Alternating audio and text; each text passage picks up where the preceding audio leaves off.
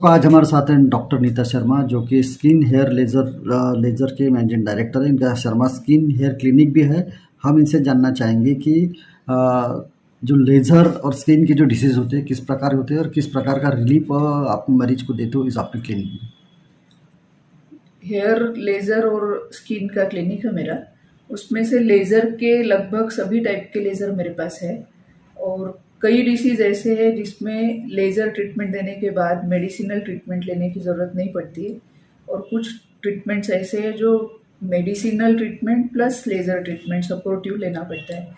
तो ऐसे कुछ प्रॉब्लम्स जिसमें सिर्फ लेज़र ही कारगर है, उसमें है एक अनवांटेड हेयर, जो कि इन दिनों में हार्मोनल इम्बैलेंस की वजह से एक बहुत कॉमन समस्या बन गई है।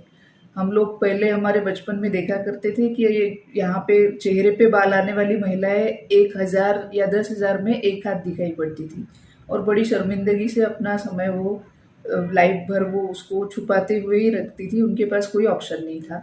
लेकिन आजकल हम देख रहे हैं कि 10 में से एक महिला को अनवांटेड हेयर का प्रॉब्लम है। लेकिन राहत की बात यह है कि लेज़र ट्रीटमेंट जो है वो अनवांटेड हेयर के लिए one means only one of the best treatment है। उसके लिए मेडिसिन्स में समय गुजारना या फिर क्रीम्स को ट्रायल देना, it is wastage of money. IPL या लेज़र जो है या डायड लेज़र, दो लेज़र काम करते हैं उसमें। दोनों लेज़र से 8 से 10 सेटिंग में काफ़ी अच्छे रिजल्ट मिलते हैं। दूसरा लेज़र है एंडियाग लेज़र। वो टैटू रिमूवल प्लस काले दाग जो होते हैं धूप में बाहर जाने की वजह से या हार्मोन्स की वजह से, उसको रिमूव करने के लिए एंडियाग लेज़र यूज़ होता है।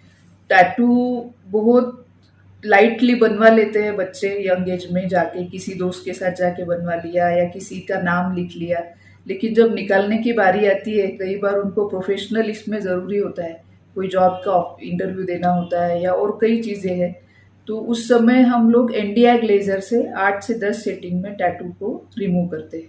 प्लस वाट, मस्से, इस तरह की जो चीज़ें हैं वो एक ही सेटिंग में बिना कोई दवाई, मेडिसिन, ड्रेसिंग के निकाल सकते हैं। एक नया लेज़र हमने अभी रिसेंटली लिया है, ये है एक्साइमर 308 लेज़र। इससे सफ़ेद दागों का, विटिलिगो जो बोलते हैं, उनके लिए एक वरदान साबित होने वाला है।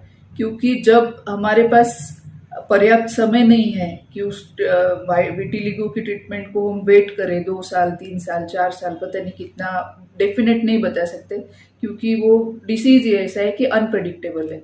उस समय एक्साइमर लेज़र जो है वो 10 से 12 सेटिंग में बच्चों में और 15 से 20 सेटिंग में बड़े लोगों को जो भी सफ़ेद पैच है उसमें कलर डेवलपमेंट करके उसको नॉर्मल तक लाता है। इसके अलावा अगर उसमें नहीं होता है, रिजल्ट नहीं मिलता है, तो हम कलर इम्प्लांट एक ट्रीटमेंट करते हैं, खासकर विटिलिगो के पेशेंट्स के लिए। विटिलिगो वैसा तो कोई डिसीज़ इन्फेक्टिव या कॉन्टेजियस नहीं है, लेकिन हमारे समाज में अभी भी उसको एक सोशल स्टिग्मा के हिसाब से लिया जाता है। इस वजह से खासकर युवा जो बच्चे और बच्चियां रहते हैं, उनके माँ बाप इस विषय में बहुत चिंतित रहते हैं, बहुत परेशान रहते हैं। कई जगह कई नकली चीज़ों के भी वो चंगुल में फंस जाते हैं। कभी कुछ पाउडर की ये देती, कुछ लगाने की क्रीम देती है, लेकिन वो डिसीज़ इतना ईजी नहीं है कि कुछ खा लेंगे और वो चला जाएगा। इम्यूनिटी से रिलेटेड और भी कई अनसर्टन रीजंस है उसके, तो एक प्रॉपर ट्रीटमेंट उसका होना चाहिए। और ये जो भी हमारी टेक्नोलॉजीज़ रहती है, मशीन्स रहती है, वो आज के हिसाब से काफ़ी यूज़फुल साबित होती है मेडिसिन के साथ साथ। हाँ, हम मैडम ये बताइए कि ये विटिलिगो जो रहते हैं, सफ़ेद दाग जो रहते हैं, ये क्या आनुवंशिक है या किस प्रकार की, किससे क्या वजह होती है ये सब सारी स्किन डिसीज होने की। ये इटियोलॉजी जो है इसकी, वो अननोन इटियोलॉजी बोली जाती है इसको। लेकिन जेनेटिक का इसमें पार्ट है। एक 25% संभावना रहती है कि अगर माता या पिता में से एक को है तो 25% संभावना रहती है कि वो आगे आए। कभी कभी उस जनरेशन में ना आते हुए उसके नेक्स्ट जनरेशन में आता है, लेकिन ज़रूरी नहीं कि जेनेटिक वैसी ही आए। कुछ कई अननोन रीज़न से भी विटिलिगो आ सकता है। स्किन डिसीज के मुक्तता पाने के लिए, बचाव करने के लिए किस प्रकार का उपाय योजना मरीज ने करना चाहिए, क्या रेमेडी उसकी सतर्कता है, क्या ये करना चाहिए। स्किन डिसीज जो हमारा इंडियन कॉन्टिनेंट है, इसमें धूप का टॉपिकल रीजन है, हमारा धूप का जो प्रमाण है वो बहुत ज़्यादा है। तो मेन चीज़ ये है कि हम लोग कई बार हमारे इंडिया में ऐसा है कि गलत चीज़ों का यूज़ ज़्यादा होता है और लोग एक्सपर्ट्स के पास जाने से बचते हैं, जबकि इंडियन डॉक्टर्स की फीस बहुत कम है। हमारे नागपुर में भी 200 से लेके तो 500 तक की फीस है। अगर कुछ एक आध डॉक्टर की होगी पता नहीं मुझे, लेकिन एक्सपर्ट से राय लेना न लेना ये सबसे बड़ी गलती करते हैं स्किन डिसीज में।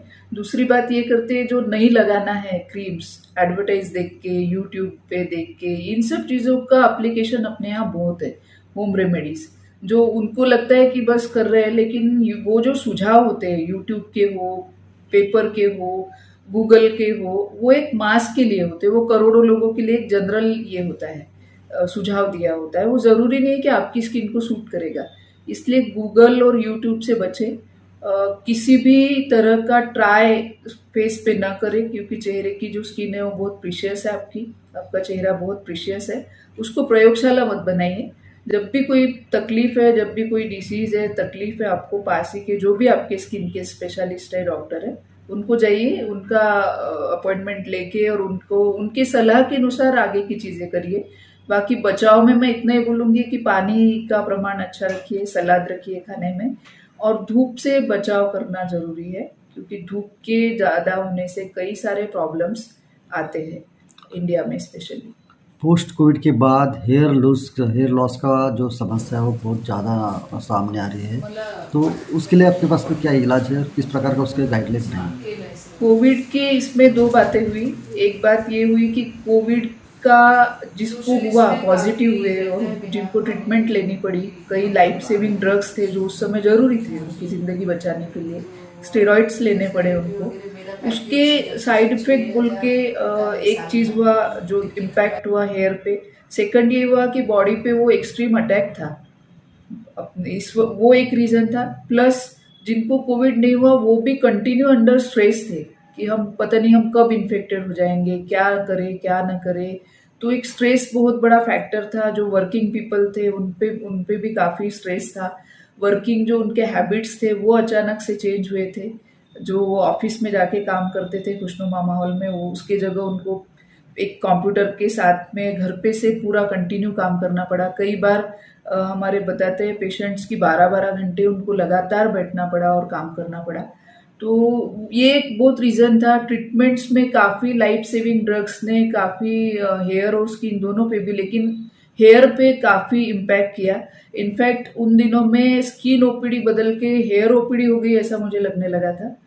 उस समय हमने मेडिसिनल ट्रीटमेंट्स दिए। मेडिसिनल ट्रीटमेंट्स में ज़्यादातर सप्लीमेंट ट्रीटमेंट ही होता है, कोई हार्मफुल ड्रग नहीं रहते उसमें। प्लस हमने एक पीआरपी ट्रीटमेंट किया, पीआरपी विद ग्रोथ सीरम। तो उसमें एक इंस्ट्रूमेंट होता है जिसमें माइक्रो नीडल्स होते हैं और रीग्रोथ के सीरम होते हैं। वो हम डायरेक्ट स्कैल्प पे पेनिट्रेट करते हैं और उसको हेयर के रूट तक पहुंचाते हैं, उसको रीग्रोथ सीरम को।